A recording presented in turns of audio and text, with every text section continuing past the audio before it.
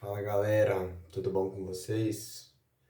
Eu me chamo Lucas Ribeiro, sou aluno da Faculdade de Educação da Universidade de Brasília e eu tô aqui hoje para conversar sobre a gestão das organizações educativas, das escolas, mais especificamente sobre o projeto político-pedagógico, o PPP, né? O que é isso?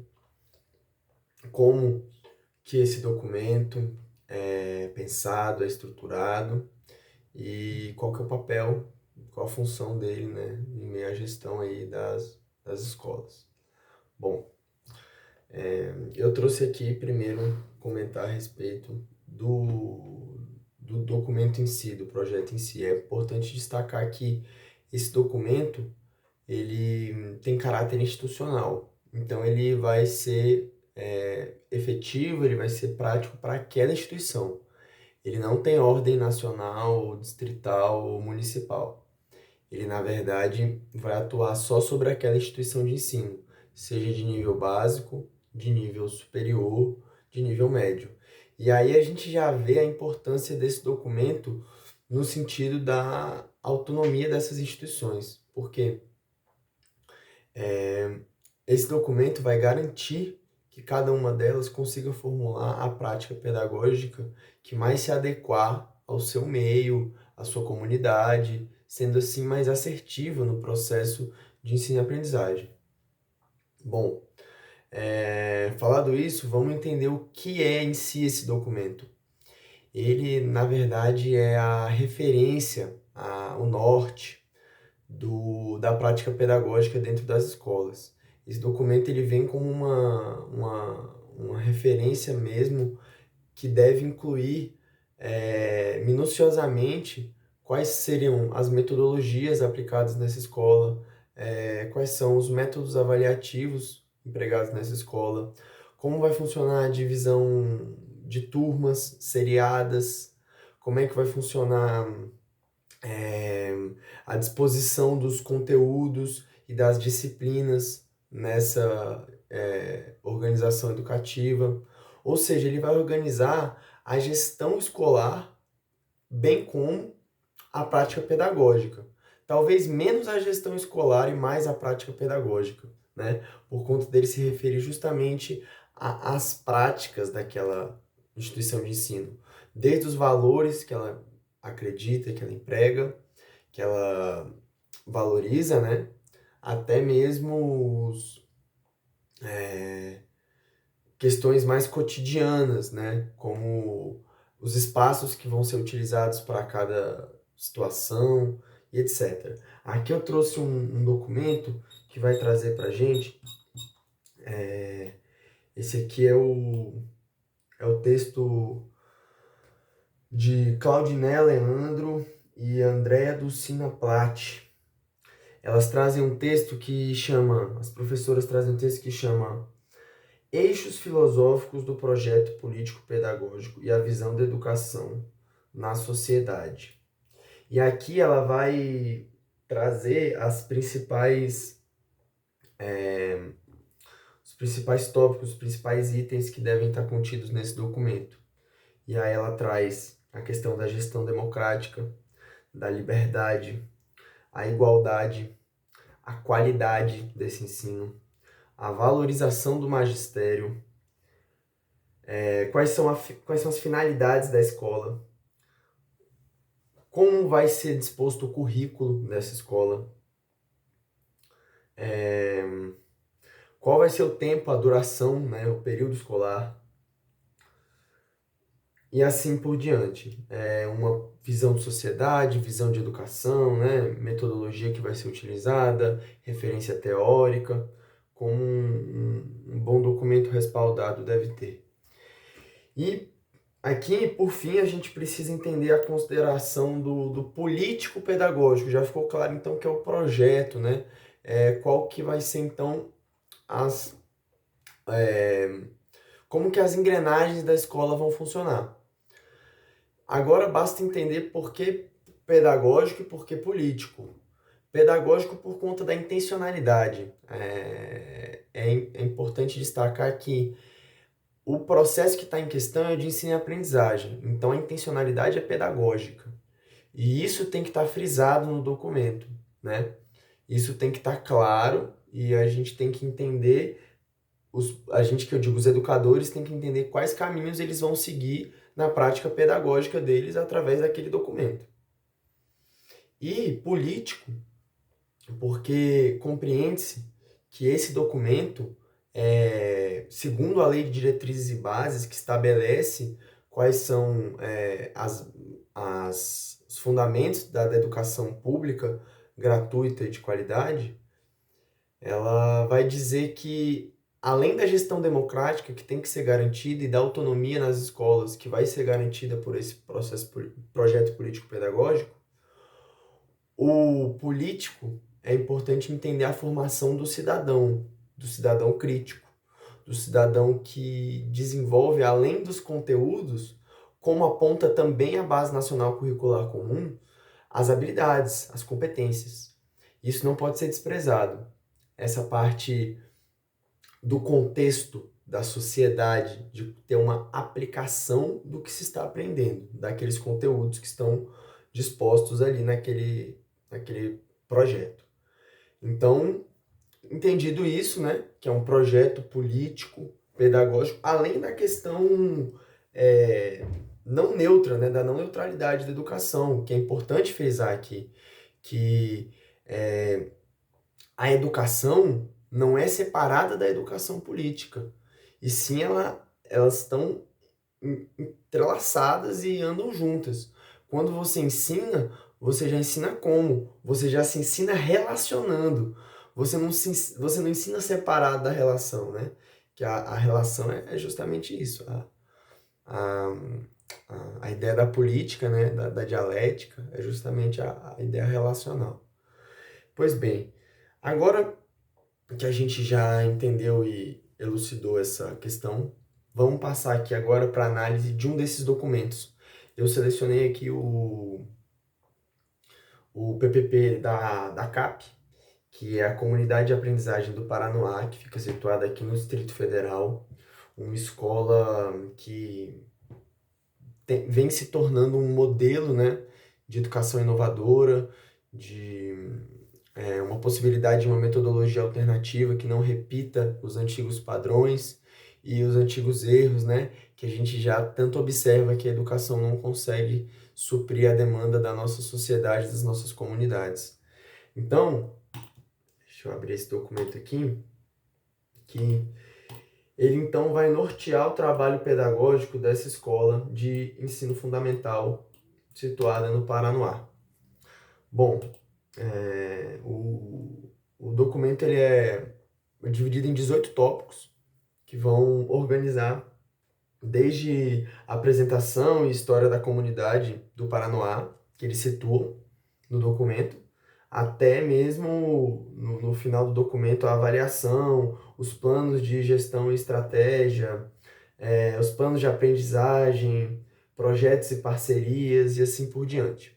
Desses tópicos, eu selecionei 6 deles que são mais relevantes, assim, me chamaram mais atenção para a gente conversar aqui e analisar o que esse documento está trazendo e qual que são as inovações que essa escola está proporcionando na sua comunidade, nos seus educandos.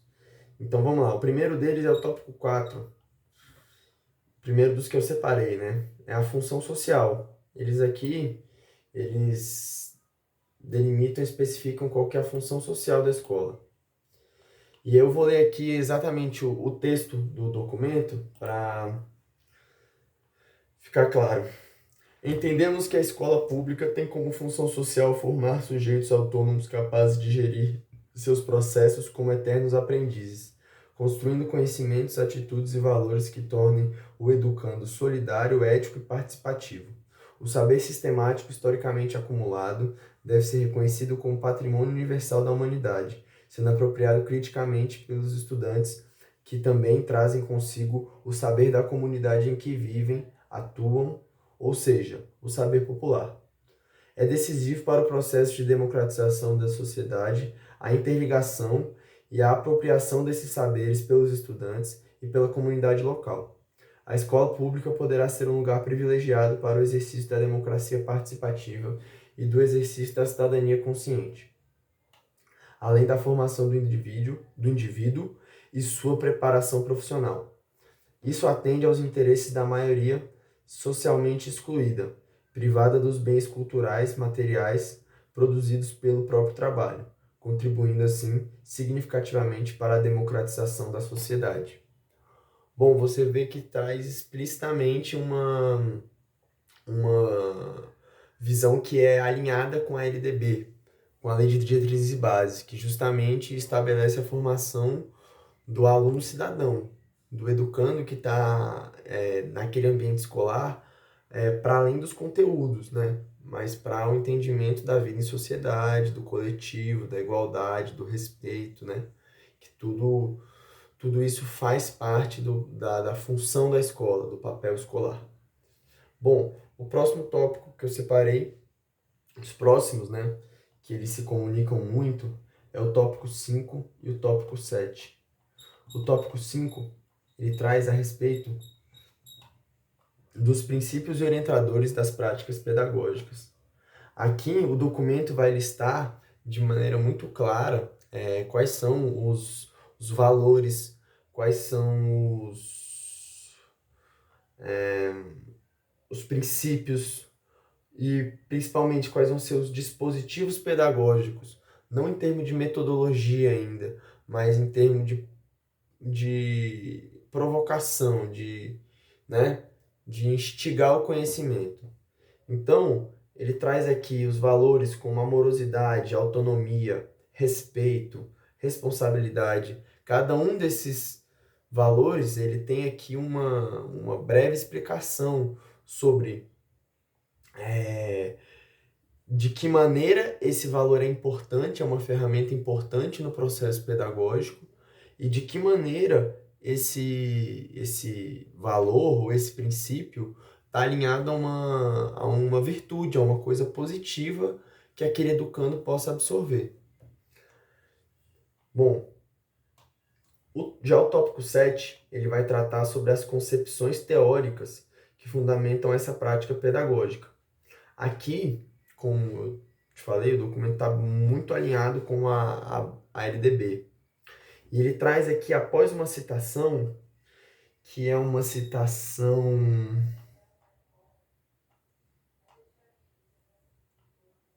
É uma citação, na verdade... É uma citação que não é uma citação da LDB, mas é uma citação, na verdade, de Oliveira Pereira Vilas Boas, de 2012. Ele traz, depois dessa citação, assim, a intencionalidade educativa que nos orienta vai de acordo com a formação de cidadãos autônomos, responsáveis e comprometidos na construção de uma justiça social, pluralidade e sustentabilidade, na solidariedade e no compromisso com a transformação social. Sendo assim, acreditamos ser necessário ressignificar o espaço escolar, capaz de gerar sujeitos inventivos, participativos, políticos e capazes de intervir nos problemas do seu cotidiano. Por fim, a comunidade de aprendizagem do Paranoá pretende reinventar-se sempre que necessário com a participação de todos os sujeitos envolvidos nesta comunidade, né? É interessante pensar que já no nome ACAP, que é a Comunidade de Aprendizagem do Paranoá, traz essa integração, né, entre a vivência, entre o real, o cotidiano, a comunidade e o ensino, o espaço escolar, que não pode estar dissociado uma coisa da outra. As coisas estão vivendo juntas, né? E tem que ser assim, tem que ser assim. Bom, os próximos tópicos são os tópicos 9 e 10. Esses dois vão trazer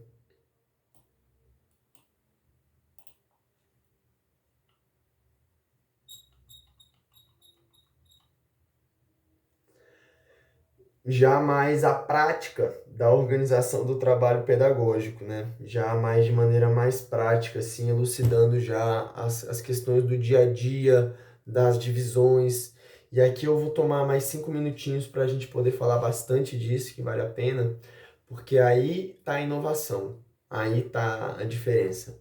Bom, vamos lá.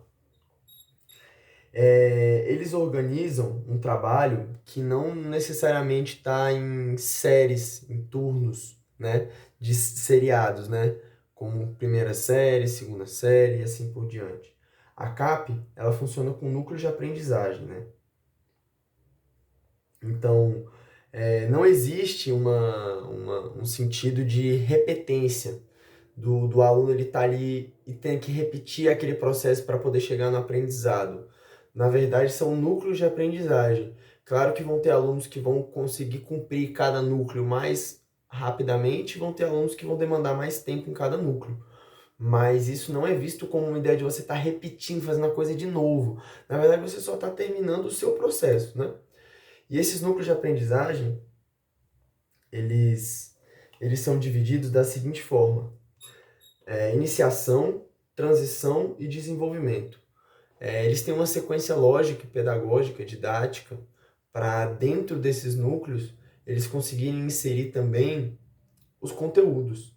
Então, na verdade, o que está em primeiro plano no núcleo de aprendizagem, que equivale a uma série, não é o conteúdo.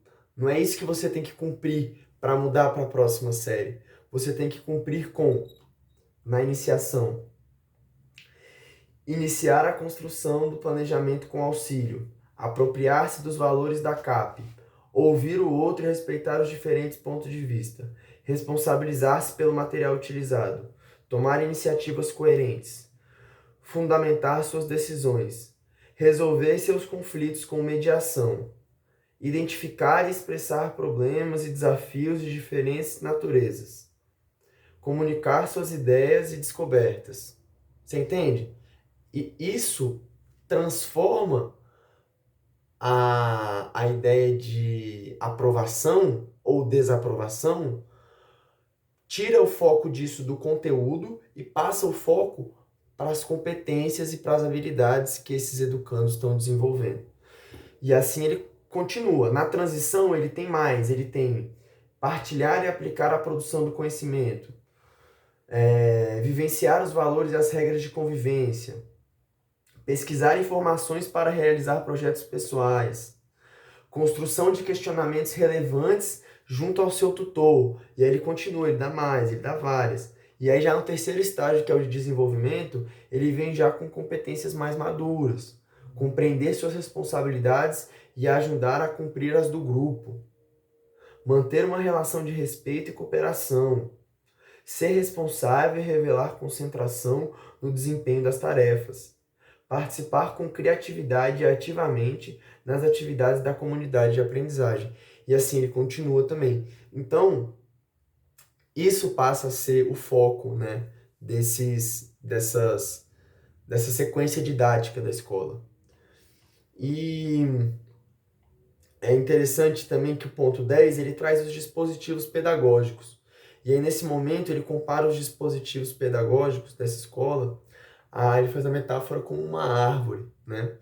Que antes de produzir uma copa e frutos pesados, ela tem que ter um caule que consiga sustentar, ela tem que ter raízes que consigam mantê-la de pé, né? Então, ele estabelece dessa forma 3 níveis, né? Que são as raízes, o caule e, por fim, a copa, os frutos, né? E, bom, no nível 1, na raiz, ele chama de dispositivos básicos a serem trabalhados, né? E aqui ele já delimita de maneira bem objetiva e bem prática como que vai ser realizado as coisas lá dos núcleos, né? Então, são coisas que tem que estar no cotidiano, que você tem que fazer todo dia, e aquilo ali tem que fazer parte já do ciclo de aprendizagem da criança. Assim como já fez um dia escrever numa lousa e a criança copiar, né?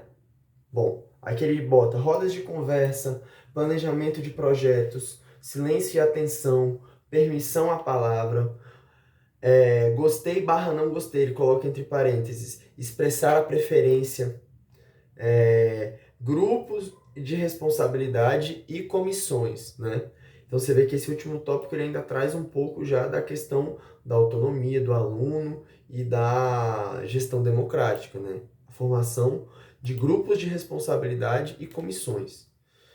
No nível 2, que seria o caule, ele chama de dispositivos mais elaborados que necessitam de uma organização, apropriação dos valores e dos dispositivos básicos.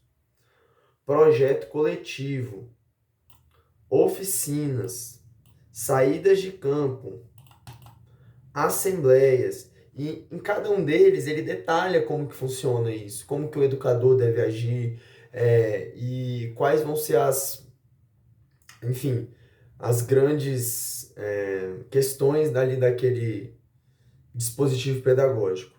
E por fim o nível 3, que seriam os frutos, né, a copa, ele chama de dispositivos que necessitam da apropriação dos valores dos demais dispositivos intermediários, né? Aí tem tutoria, projeto individual, roteiro de estudo, lista de conteúdos por objetivos. E mais interessante disso é que, por mais que exista também aqui uma sequência lógica e didática a ser trabalhada, né? De uma forma que uma coisa vai dando aporte para outra, uma vez que as crianças já estão familiarizadas com a metodologia da escola, esses dispositivos pedagógicos podem ser trabalhados no mesmo núcleo. O mesmo núcleo de aprendizagem pode trabalhar diferentes níveis de dispositivos pedagógicos, né? O que vai fazer com que até as faixas etárias sejam bem mescladas em cada um dos núcleos de aprendizagem. E por fim, eu trouxe aqui também o tópico 18 para encerrar o vídeo, que o tópico 18 ele vai trazer para a gente os projetos e parcerias que a escola já aplica na sua metodologia, no seu projeto político-pedagógico. Então, veja bem, eu vou dar uns exemplos aqui e aí vocês vão entender. Projeto com cuidados com o corpo e prevenção ao abuso infantil. O outro projeto se chama Nosso Jardim, Educação Ambiental e Territorial com a Natureza. O outro projeto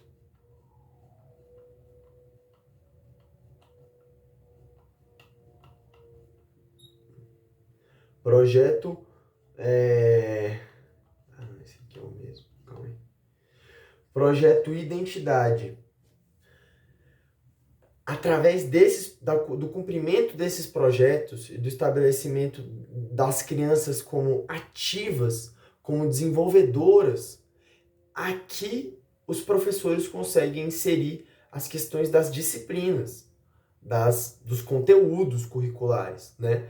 Ciências, matemática, português. Então, por exemplo, uma atividade como Projeto Identidade, o professor pode trazer conteúdos de história, de geografia, de música, de artes visuais, de teatro e por aí vai.